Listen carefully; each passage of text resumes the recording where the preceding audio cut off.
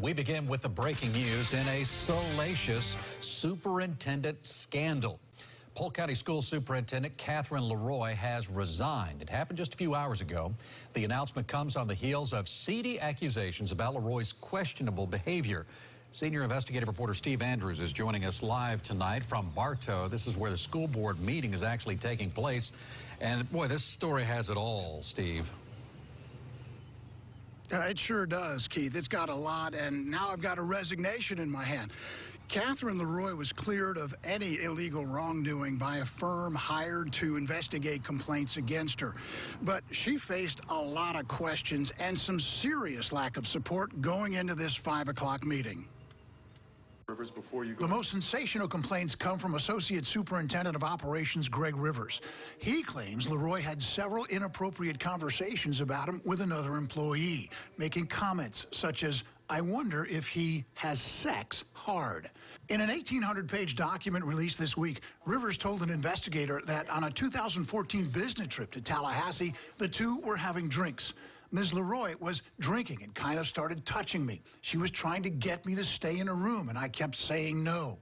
When we got in the elevator to go down to our rooms, she was still trying to talk me into coming to her room. And then she attempted to kiss me. I pushed her away, and she was trying to get me to come to her room. Former school board member and Lakeland Mayor Frank O'Reilly claims the board knew about and let Rivers and Leroy's relationship fester. And the only decision they can make is to relieve the superintendent of her duties. That's the only decision that could be made. According to Rivers, his environment grew hostile. When I was not social with the superintendent, then the superintendent would be, as I put it, irritated with me, or I'd be in the doghouse. Leroy denies any inappropriate behavior. Another complaint against the superintendent. She does not value input from employees or appreciate their efforts. Billy Townsend formed Citizens for Better Educational Leadership. This report is just a crystallization of the way she manages. People have been hearing this for years and haven't done anything about it. Now it's time to do something about it. Rivers also accused Leroy of manipulation of the hiring process in order to create a position for a former romantic interest with whom Rivers claims the superintendent said she had a 4-year affair.